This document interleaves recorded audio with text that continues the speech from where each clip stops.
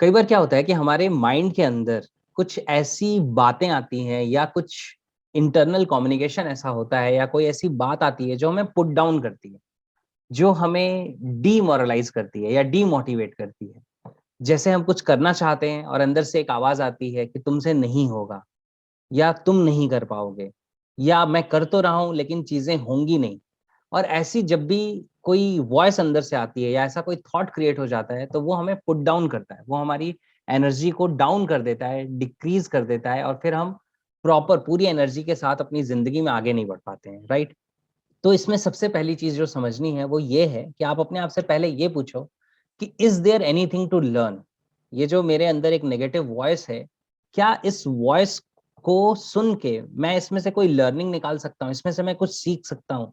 क्या इसमें मेरे लिए कोई मैसेज है? जैसे सपोज करो कि आप कुछ करने जा रहे हैं और आपका कोई बड़ा क्लोज फ्रेंड है, बहुत ही आपका एक अच्छा दोस्त है, लेकिन वो कह रहा है कि अरे यार मैं कह रहा हूँ ना ये काम मत करो।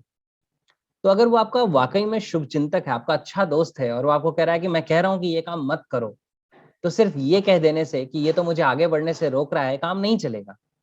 हो सकता है कि आपको ये पूछना पड़े कि ठीक है तुम मुझे मना कर रहे हो तो तुम्हारे मना करने के पीछे कोई ना कोई कारण होगा, कोई रीजन होगा, कुछ ऐसा है जो शायद मैं करूंगा तो कुछ गलत हो जाएगा, तो मैं चाहता हूं कि तुम मुझे बताओ।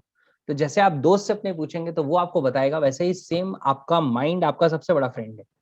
तो आपको उससे क्या पूछना है, आपको अपने माइंड में इंटरनली एनालाइज करना है, चेक करना है कि is there anything to learn.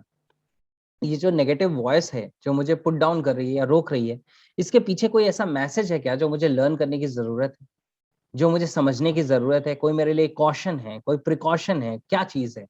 अगर कुछ ऐसा है तो पहले आप उसको ले लो, उसको आप निकाल लो। जैसे मैं बार बार कहता हूँ कि अगर आपके डोर पे कोई आया है और डोर नॉक कर रहा है और जो डोर आपका नॉक कर रहा है वो आपको कोई मैसेज देना चाहता है और वो मैसेज बहुत इंपॉर्टेंट है और वो आपको प्यार करने वाला इंसान है, आपको जानने वाला पर्सन है, आपको मानने वाला पर्सन है, और आप दरवाजा नहीं खोल रहे हैं क्योंकि सो रहे थे आप, आपको डिस्टरबेंस हो रहा है और आप दरवाजा नहीं खोल रहे हैं, तो वो क्या करेगा? वो चला नहीं जाएगा, वो नॉक करता रहेगा। क्यों? क्योंकि उसको आपकी फिक्र है।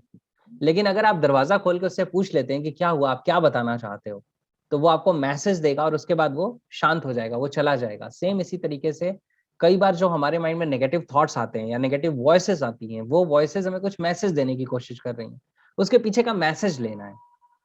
हो सकता है कि आपके अंदर से आवाज आती है कि मैं कर तो रहा हूं लेकिन मुझे रिजल्ट नहीं मिलेगा। आप चेक करके देखिए, हो सकता है कि आपको इंटरनली वॉइस जो बता रही है उसके पीछे इंटेंशन ये है कि वो आपको ये बताना चाहती है कि आप पूरी मेहनत नहीं कर रहे हैं या आपके पास स्ट्रैटेजी नहीं है या आप लर्न नहीं कर रहे, यू डू नॉट नो। आप चेक करके तो देखो, कुछ ना कुछ आपको पता चलेगा। जब आप वो लर्निंग ले लेंगे तो वो वॉइस शांत हो जाएगी, इसके चांसेस बहुत ज्यादा है। उसके बाद भी जब आप मैसेज ले चुके हैं लेकिन फिर भी वो वॉइस अगर एग्जिस्ट करती है, तो आपने जैसे पूछा कि उसको कैसे म्यूट कर सकते हैं, तो आप बिल्कुल म्यूट कर सकते हैं। आप, जैसा मैंने बताया है, एनएलपी में एक टेक्निक है हैंडलिंग इनर क्रिटिकल वॉइस।